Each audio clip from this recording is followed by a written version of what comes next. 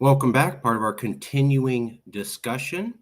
We were able to do a written interview with Professor Peter Ditto, Professor of Psychological Science at the University of California, Irvine, School of Social Ecology.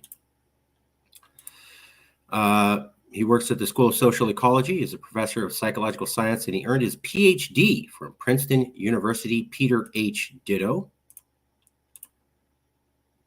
And he is interested in hot cognition, the interface between passion and reason. My research examines the role of motivation, emotion, and intuition in social, political, moral, medical, and legal judgment.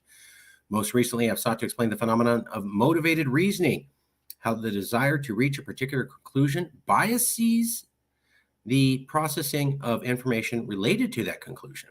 My early work examined the role such biases play in responses to threatening medical information denial. More recently, my work has focused on motivated moral reasoning, particularly how people selectively recruit general principles and factual beliefs to support desired moral conclusions. Basically, polarized thinking leading to biased decision-making. Another key focus of my current research is partisan political bias. This work examines the multiple ways that political ideology biases our political judgments and behavior. So I just saw your paper on can the partisan divide in climate change attitudes be bridged?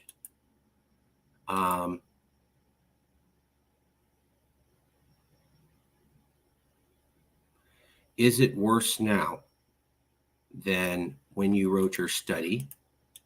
He had done work on polarization, the partisan divide and climate change be bridged a few years ago. And I asked, is it worse now than then? Here's what he said. Yes. Two kids sitting in the back seat of the station wagon, one hits the other one, and they say, you hit me first, you hit me harder. Both sides are increasingly aggravated because the other side did something they don't like. And then that side lashes back even worse. This does not stop spontaneously. Someone has to get back there and sort the kids out. It's a grievance fest. I'm fascinated by the psychology of grievance. If you feel that you have been treated unfairly, it justifies you fighting back morally. That's what a lot of Trump voters say. If you had asked 10 years ago, should we take away a Supreme Court judge from the Republicans? They would say no. Now they say yes. Something in the past that we would have considered wrong, we now consider morally acceptable. If no one goes back there to sort out the kids in the back seat, does this end on its own? Great question. But my general sense is that it festers. Some kind of event, catastrophe, a common enemy, or a superordinate goal like aliens invading and bringing us all together, something that the two sides have to achieve together. 9/11 was an example. The two sides pulled together. For a little while, you have your priorities right. But unfortunately, this was a half-life and it tends to go away. I'm not convinced that if a terrorist attack happened, it would bring us together like in 9/11. Think about that. I'm not convinced if there was a terrorist attack before that it would bring us together like 9/11. Americans are so polarized now that this professor of psychology is saying, I lived in America. We came together after 9/11. I think we're so polarized, we may not come together after 9/11. That's how bad it is. Terrorist attack would bring us apart. A person could do this, a charismatic leader. I don't see anyone out there. I was just talking to another professor like that. If we're going to have a marriage counselor fix the call for national divorce, who is that? Well, this professor is saying, I don't see anybody who could do that. Trump gets reelected, we will just keep fighting. I think a toxic marriage is a great analogy too. I took care of the baby, so I'm going out and no one cares about the baby and is only worried about winning. Someone almost magical to be the uniter. Was it this bad in the past? The 1960s had a sense of being a cultural class like this one is. Clash. I think he says clash. The 1960s had a sense of being a cultural clash like this one is, but was more generational, unlike this one. There was much more respect across the aisle. Most people in Congress were all Christian white men, and they got along because they forgot about a lot of people who weren't doing well. Now we have a diverse Congress, and we constantly fight about things. Halcyon days have passed, not quite what we thought they were. Yes, the 1960s had division, but it was more generational. So you had parents arguing with children. but they were in the same family. You had grandparents arguing with grandkids, but they were in the same family. Now we have people who don't share families arguing with each other, so they have no connection to each other. Very different than the 1960s.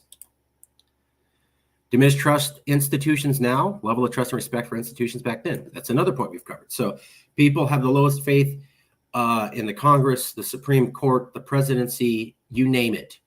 And in the 1960s, you didn't. In the 1960s, institutions, the backbone are deeply wounded, and so it's hard to get the whole thing together. So in the 1960s, people might be arguing with each other, but they believed in the supremacy of the Supreme Court. They agreed that Congress should pass laws. If the Supreme Court said something, they would follow the ruling. If a president was elected, they wouldn't deny that person got elected for 4 years. I've heard many people bring this up, this professor saying it too. 1960s, people fought within their families. Now it's families who have no connection to each other fighting. And we have no common trust in institutions now like we did then.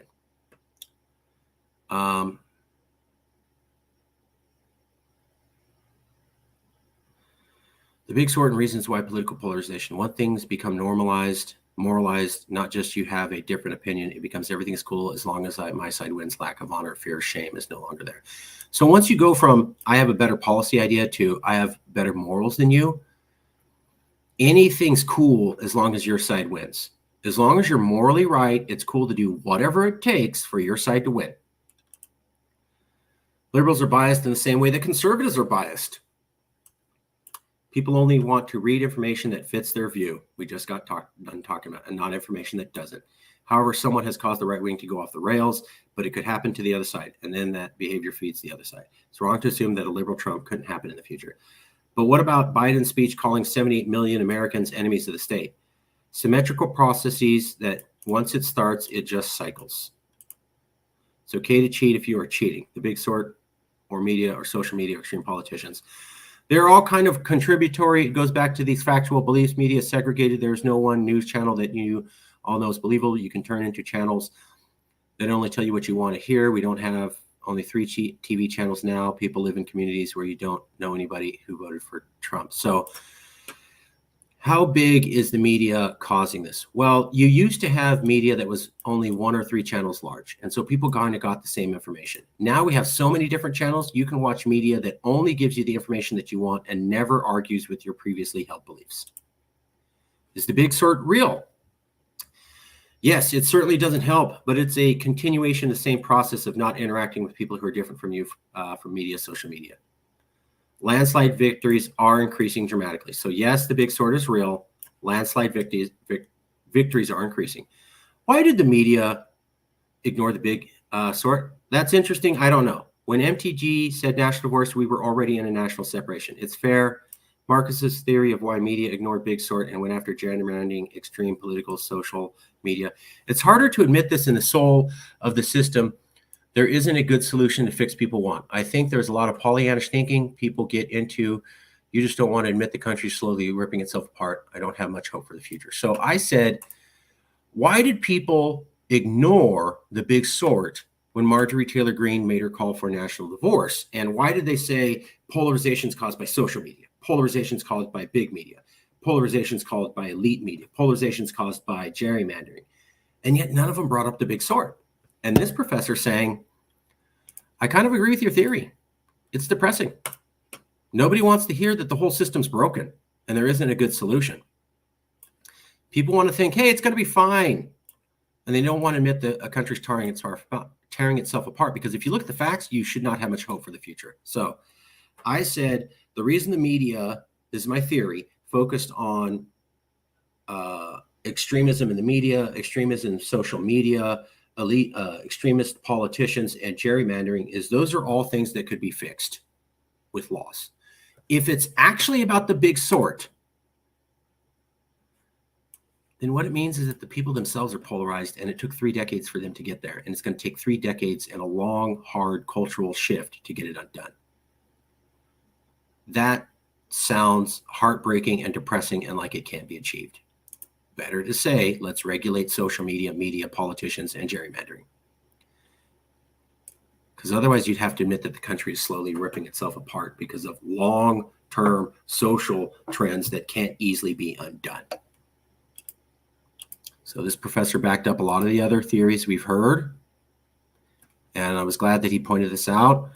Symmetrical processes that once it start, it just cycles. So once Trump becomes polarized, then Biden can become polarized. Once one side becomes polarized, it could happen to the other side, and then that behavior feeds the other side. Trump does polarizing stuff. Now Biden does polarizing stuff, and we just keep going.